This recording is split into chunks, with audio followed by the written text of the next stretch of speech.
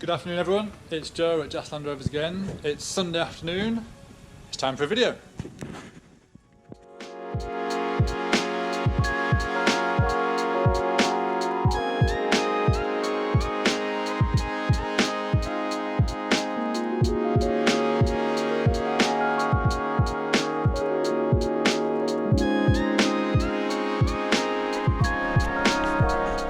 So as you can see, not our usual diagnostic style of video. No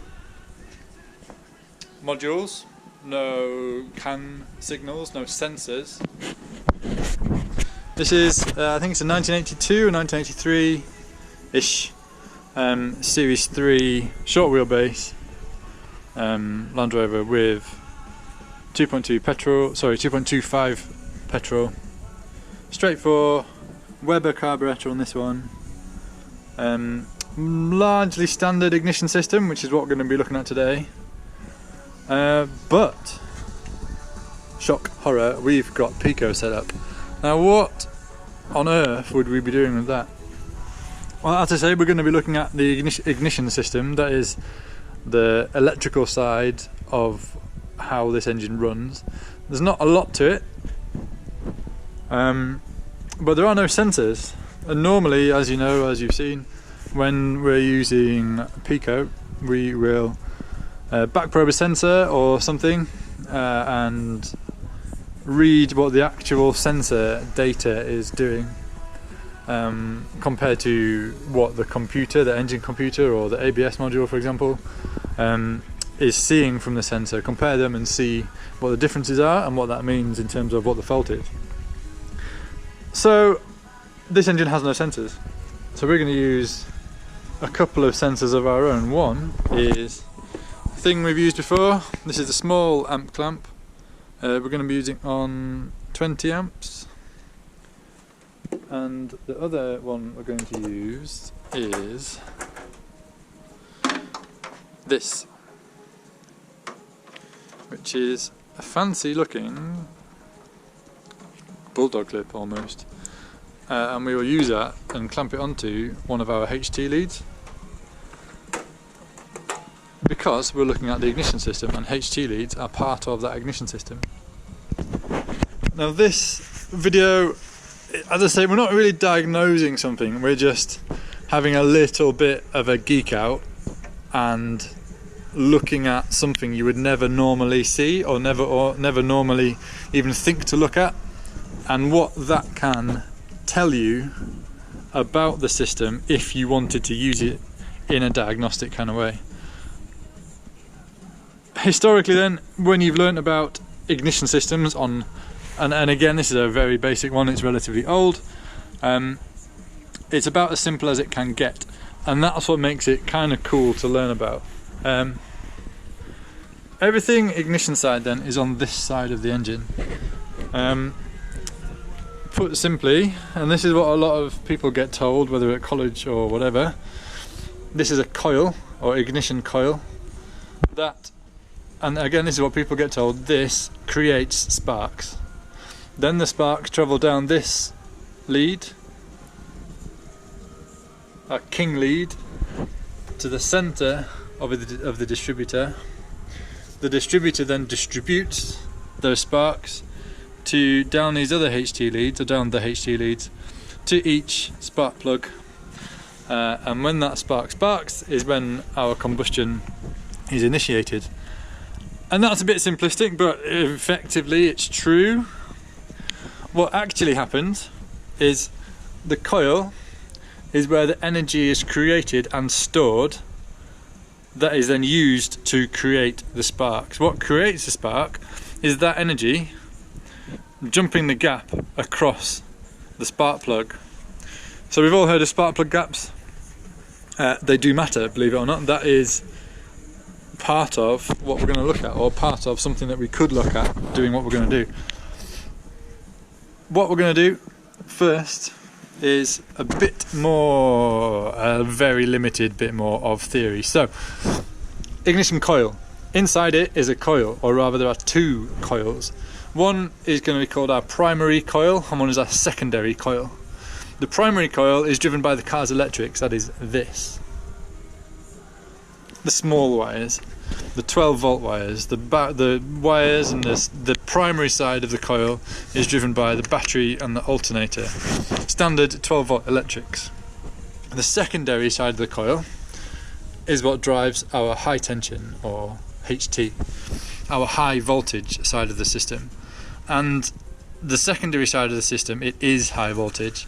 The spark plugs and the secondary ignition system run at anything up to, on this car at least, around about 20,000 volts, which is a lot more than the 12 volts ish supplied by the battery and the alternator. The coil, the ignition coil, the relationship between the primary and the secondary coils is what gives us that increase in voltage. A coil such as this, in this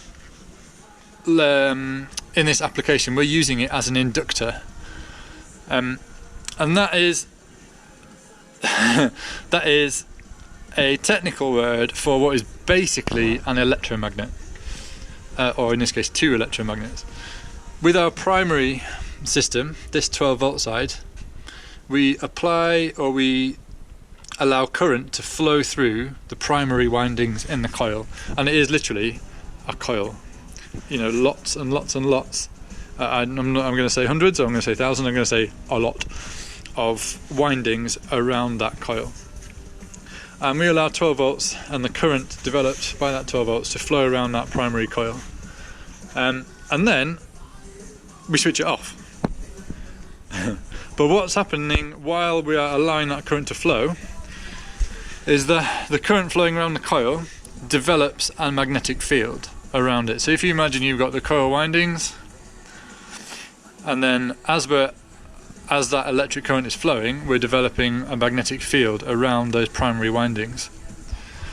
That magnetic field then affects the secondary coil, and the magnetic field then generates an electric current in the secondary coil. But because of the relationship in the number of coil windings in the primary and the number of coil windings in the secondary, that voltage is then multiplied by a lot, up to, as I say, about 20,000 volts as a maximum. So as I say, we allow current to flow through the primary, which develops a magnetic field. Then when we switch it off, that magnetic field collapses and very quickly makes that current flow through the secondary windings. That current is then allowed, it has to find a ground. There's no ground for it through the primary side because we switched it off, so it tries to find a ground, and its only option is to flow down the HT lead, or the King lead, into the top of the distributor, across the rotor arm inside the distributor, down the HT lead and jump the spark plug gap, and then it goes to ground. If you imagine a spark plug, in the top of it you've got one electrode on the outside that goes down the middle, and then there's a gap to the arm inside, to the little, I can't remember what it's called, anyway, to the other electrode, and that is connected to ground. It's physically screwed into the engine block. This is ground. So to generate the spark, we need that electric to jump across that gap, and when it jumps across the gap, that's when it creates a spark. Just to recap then, turn on the coil, turn on the primary windings in the coil, build a magnetic field, switch off the current, that magnetic field collapses, generates a current in the secondary windings, which grounds through the King lead, the distributor, the HT lead and the spark plug. As it grounds, it jumps the gap. The jumping of the gap is our spark, and that is how a petrol engine ignites its fuel air mixture. What we're going to do next then, because that doesn't really make sense when you say it out loud, it makes sense but you can't really visualize it, we are going to connect our current clamp to the primary side of the coil, so we can see the current building and dumping and building and dumping. And we're going to connect this, which is called a secondary ignition probe. With this we can measure the electric, or the voltage flowing down, and we're going to use the King lead because it shows all 4 sparks. This is a 4-cylinder engine, so there's 4 spark plugs, therefore we get 4 individual sparks, and we'll see 4 individual coil charging and dischargings. Right, I'll get that set up and we'll come back to you in a minute. Okay, we've made those connections, it really doesn't take long. Current clamp on the primary side of the coil, secondary ignition probe on our king lead. It actually has its own earth, its own ground point. That is to protect Pico. If we can't simply back probe one of our HT leads, 20,000 volts will make that set itself on fire. So we measure, basically we infer what's going on from inside the wire, inside the HT lead, with the clamp, and just in case something goes wrong and it arcs to the clamp itself, it's earthed, it's grounded, so no harm will come to Pico. Right, what I'm going to do, hopefully put you on the screen. I'm going to crank the engine, run it for a few seconds, turn it off, we'll gather some data and show you all about it, show you what it means.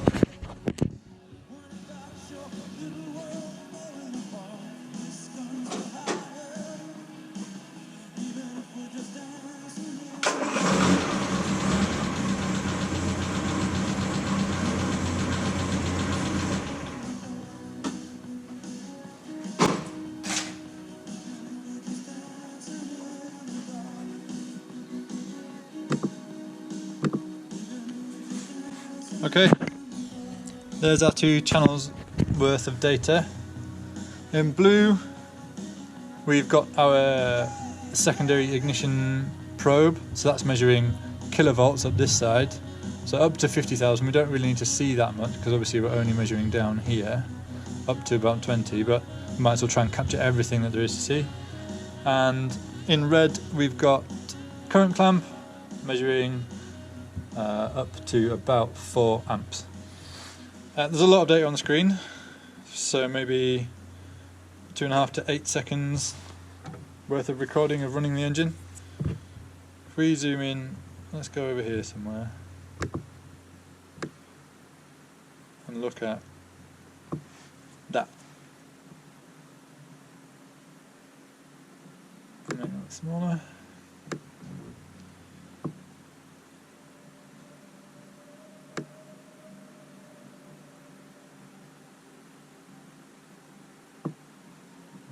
And we'll look at this one in particular. I'm actually gonna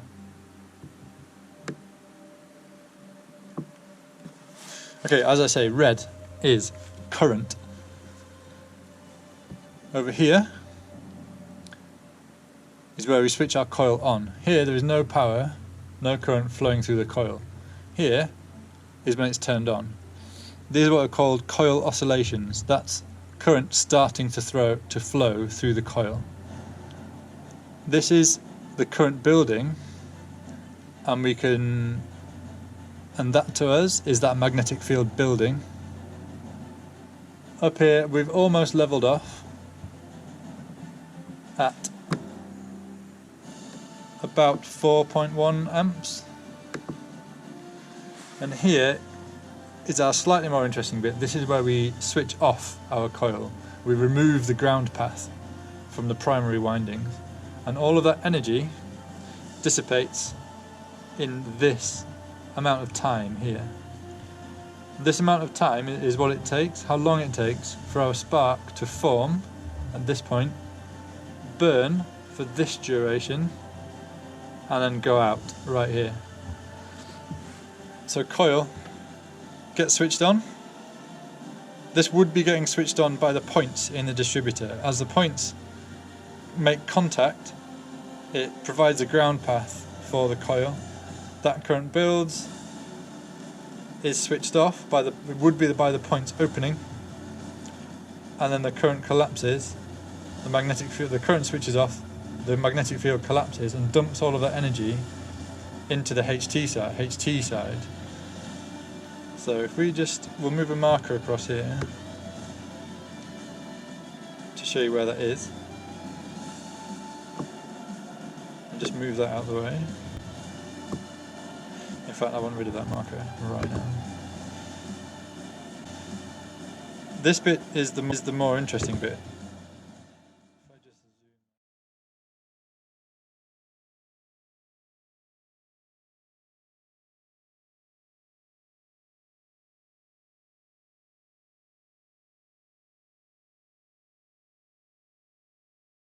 I have actually slightly cheated now and warmed the engine up. So it's running now, no choke on,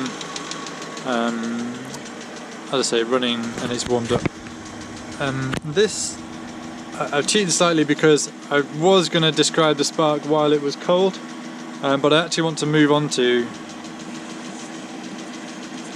what happens when, or rather at least I want to move on to a spark when the engine's in normal operation, that is warmed up, running steadily, not while it's very cold with a choke on. So, just bear with me 1 second.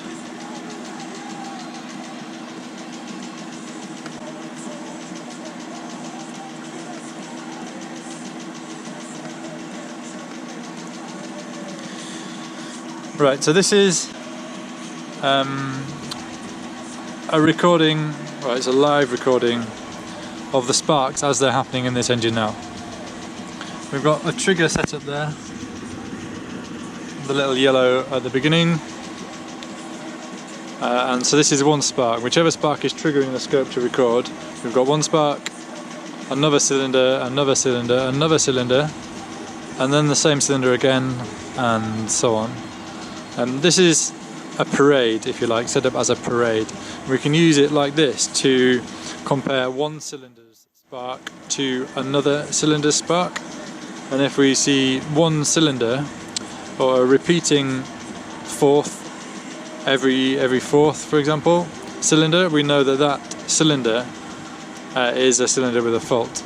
We don't have anything like that here. We're looking at a parade of relatively equal sparks, which gives us an indication that our ignition system at least is behaving correctly, or at least the same across all 4 cylinders. It also gives us the indication that our mixture formation system, or our carburettor, is also performing the same across all 4 cylinders, which is good. Now that's 20 milliseconds per division, so 200 milliseconds across the screen. We're going to only look at one spark now, so we're going to reduce our time base down to about 2 milliseconds. This is only one spark, 20,000 volts at the top of the screen, 0 volts here. Looking at this spark, you can see it's much flatter across the burn line than when the engine was cold, so we can tell we haven't changed any settings on the carburettor, but just by the engine being warm, this is the waveform, the spark line, the burn line that we would want to look at if we were trying to diagnose any issues with mixture or with the spark, for example, with the engine warm. So what I think I'll do is I'll just let that run a little bit more, then stop the scope recording, turn the engine off, and we'll just talk about this spark in a little bit more detail. Not a lot of detail, but a little bit of detail. So if I stop there, I don't like that one. I'm going to move on to another one. Don't really like that one either. Not that one either. That one will do. Will it do? I just want to get the most obvious one I can. That's a good one. Right. Now I'm going to turn the engine off.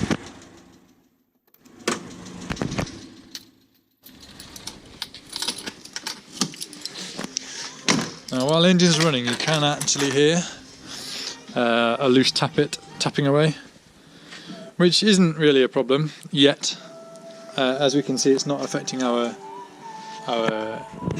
spark waveform much. But as we say, this is what we want to look at, this one spark here. And this video really is just going to focus on the burn line in particular, which is this blue line, this section of the blue line here. We've already said that from here to here is the spark. That's the flash of blue that you see if you ground the spark plug outside the cylinder. That spark right there lasted 1.1 milliseconds, which is it's reasonably fast, as in terms of absolutes, it's fairly fast. It's faster than I can run. But we need to measure these things. If we had a spark that was half a millisecond, for example, 0.5 of a millisecond, that would be way too short of a spark, an indication that something is wrong. If we had one that's 3 milliseconds long, even 2.5 milliseconds long, that would be an indication, again, that something else is wrong. If it's taking a long time to burn that energy from the coil through the spark, something is wrong. So what is a spark? Why do we get this horizontal? Why do we want this horizontal line? So the line is an indication of voltage, as we know. At that point it's about 1.3 kilovolts, 1.5 or 1, so 1,300 volts.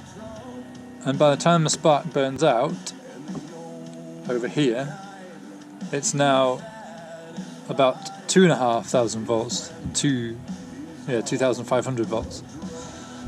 I'm just going to keep that there, just as an indication of what horizontal is.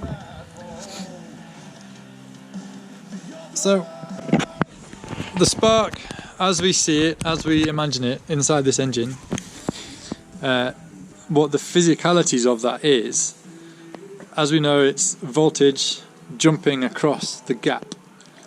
And when it jumps across the electrodes, and what it jumps across is a fuel and air mixture. That fuel and air mixture has filled the cylinder.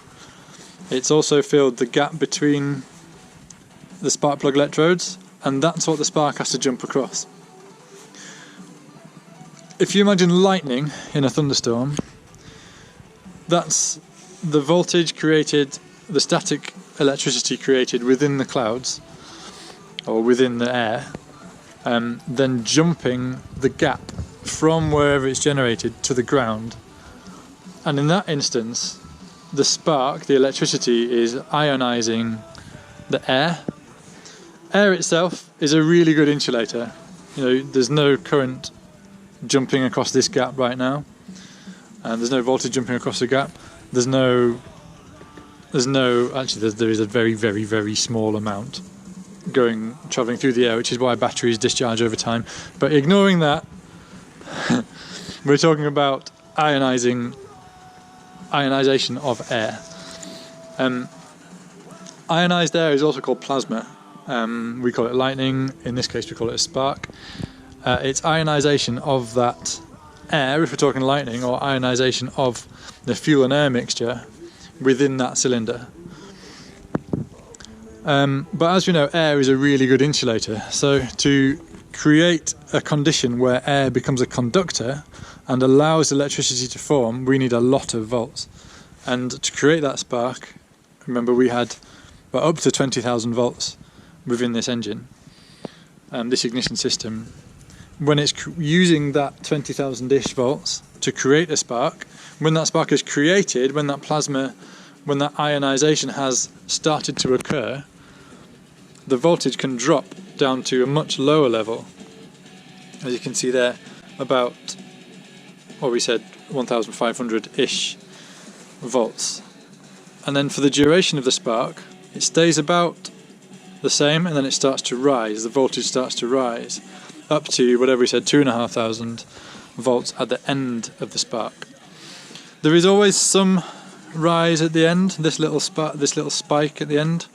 You will always get a spike, but this region here, where it's sloping up rather than spiking up, if you like, that's what we are talking about now. It's not horizontal. If it was horizontal, we would have the same voltage for the whole duration of the spark up until it collapses at this point here. But we get that upward slope to our burn line. And what is that? Why is it not horizontal? Well, within that cylinder is fuel and air. It's not just air, it's not just fuel, it's fuel and air mixed in the carburetor. Air is drawn in, through our inlet, through our intake, into the carburetor where it's mixed with fuel. That fuel and air is then drawn into each cylinder through our inlet manifold. What we try and do in an engine like this, a naturally aspirated petrol engine, at steady load or no load condition like this, at idle, we want to burn that fuel and air, or mix that fuel and air at what we call the stoichiometric ratio, which is about 14.7 to 1. That's 14.7 parts air and 1 part of fuel. If we've got too much fuel, that is what we call a rich condition. Not enough fuel or too much air, it's called a lean condition. And this engine is running slightly lean, as we are about to learn, or as we've said. Even when it's warm, it's still running slightly lean, and we know that from this upslope. So what does that upslope mean? And I know I'm going around the houses here, but need to try and cover the bases before we say why. So if it was completely and perfectly horizontal, the voltage required to maintain the spark is also constant, or it's constant throughout the whole burning of the spark. If the spark voltage has to rise, as we've got, as the spark burns, we know we've got an increase in resistance, because to overcome resistance we need higher voltage. So we've got increasing resistance within that cylinder as the spark is burning, and that increasing resistance is caused by too much air. If we compare fuel and air, fuel conducts electricity a lot more than air, a lot better than air. So our fuel and air mixture, as it burns, in this case, as it burns, the resistance of that fuel and air mixture rises, because towards the end of the burn we've got too much air, which increases the resistance of that fuel and air mixture, which increases the voltage required to maintain the spark. And we know that just from the shape of the waveform. The waveform, or the burn line rises in this instance because we've got too much air in the cylinder, a lean condition. If it was perfectly level, we'd burn fuel and air at the exact same ratio for the whole of the spark. And if it dropped downwards, it's the exact opposite of going upwards. We've got too much fuel in there.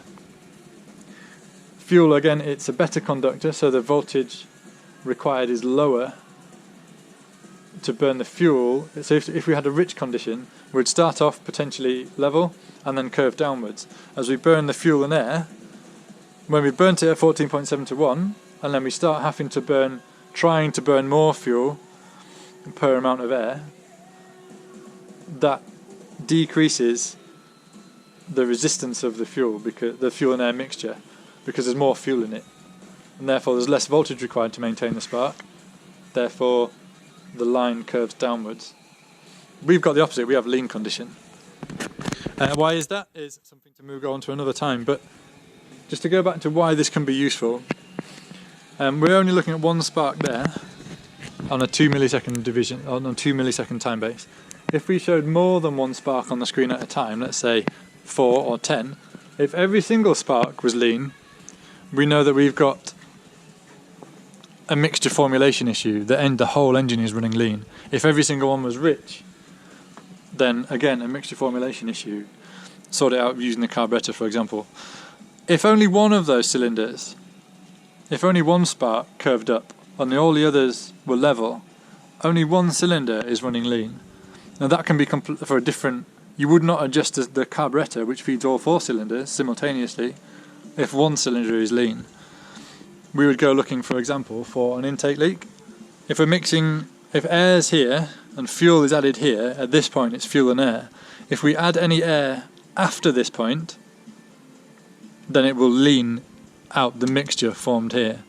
We've got this amount of air, this amount of fuel. If we add air afterwards, then we will lean that mixture and get rising waveform. If only one cylinder is rising, if only one cylinder is lean, we would perhaps look for an air leak on our inlet manifold, where it enters the cylinder head for that one cylinder. But if all 4 are lean, or all four are rich, that's something different, a different fault to going looking for one cylinder which is lean or one cylinder which is rich. That's pretty much it, but just remember we use one probe for this. Clip one probe on, no disassembly of the engine. Alright, I took the bonnet off just so you get more light in and we can see what we're doing.